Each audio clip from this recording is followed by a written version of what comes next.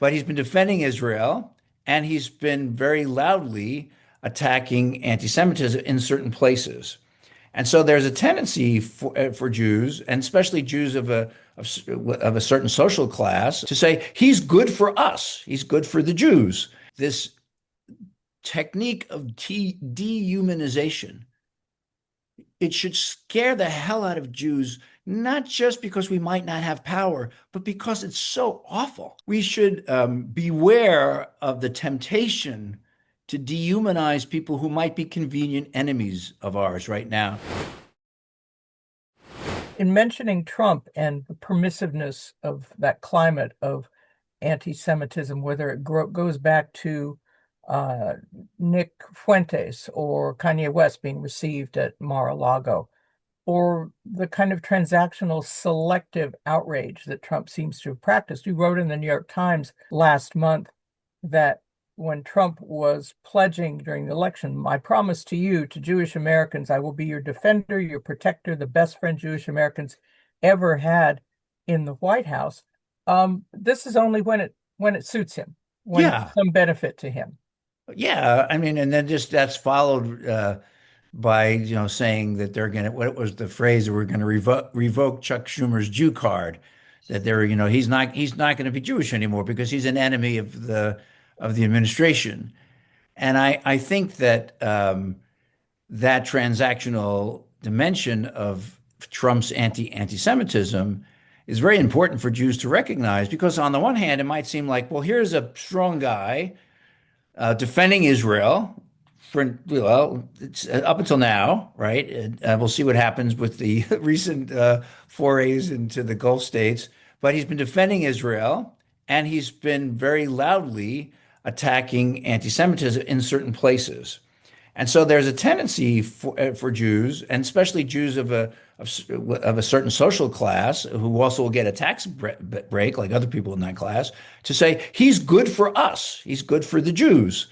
And the point in that piece that I wrote for the Times was that aligning yourself with a dictator or an authoritarian because he happens to, for now, say he wants to help you is a very bad long-term strategy for any group, and especially for Jews. And we tried that with Stalin, as one might remember. And then Stalin, he was the best friend for the Jews until he wasn't.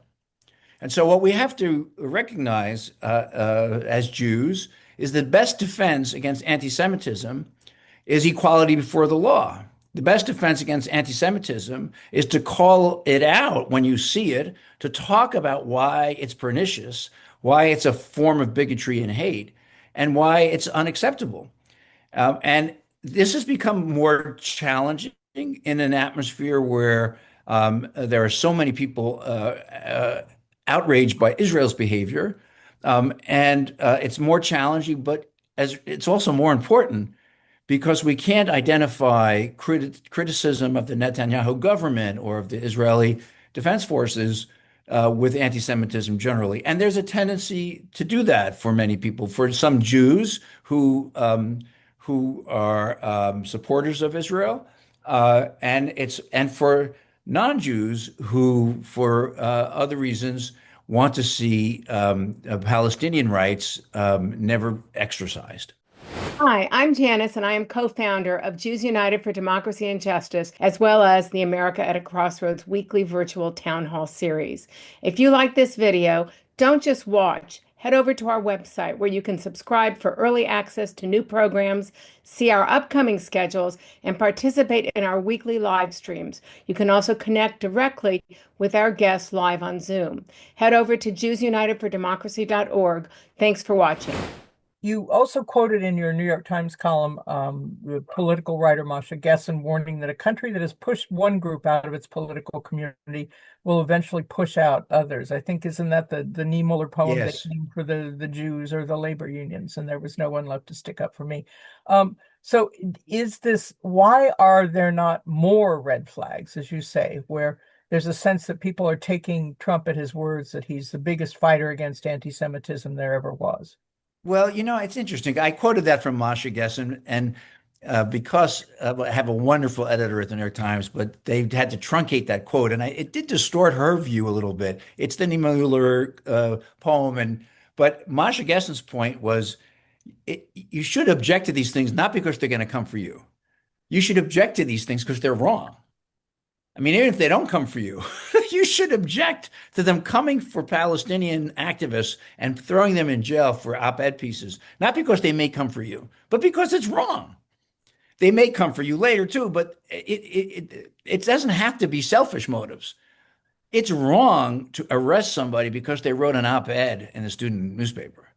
It's wrong by American constitutional standards. It's wrong by any moral standard appropriate to the modern age. Jews have long known this, right? That not only that they might come for us next, but we're supposed to actually have a moral code that is applicable not just to ourselves, but to anyone with whom we live, with our neighbors, and that we don't only privilege our own family. We have a moral code that is universal. And so when we're tempted to join a group of people who seem to be helping us out for now, I think we ought to worry about what if they turn on us, but also we ought to remember that we're enjoined by Jewish values and tradition to pursue justice, right? It's, justice, justice you shall pursue. This is the words repeated in the Torah. And I think the rabbis have long known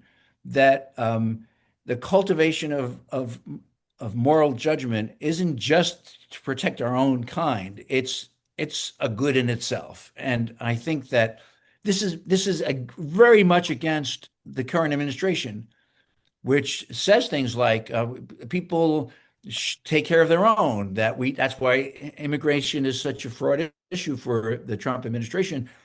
Our homeland should be for us and us only. That's why they can dehumanize people who've come here recently. And this technique of dehumanization, it should scare the hell out of Jews, not just because we might not have power, but because it's so awful. Our own experience as a people of being dehumanized over and over again should make us more aware of the ways in which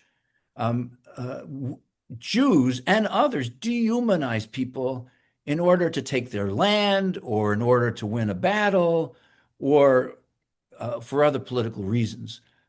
And so I think that's, these anti-Semitic attacks recently in Boulder and in Washington or in Pittsburgh a few years ago now, these people are able to kill Jews because they don't see them as human beings. We should beware of the temptation to dehumanize people who might be convenient enemies of ours right now. Next Wednesday at America at a Crossroads, we're going to be welcoming NYU constitutional law professor and author Rachel Barco, who's going to be in conversation with Warren Olney. She has a new book addressing the question asked by many of you on this program, and a vital one. This isn't an abstract or an academic question any longer. What happens when the Supreme Court, Constitution, and the rule of law are ignored? That's going to be next Wednesday. We hope you'll be able to join us for that.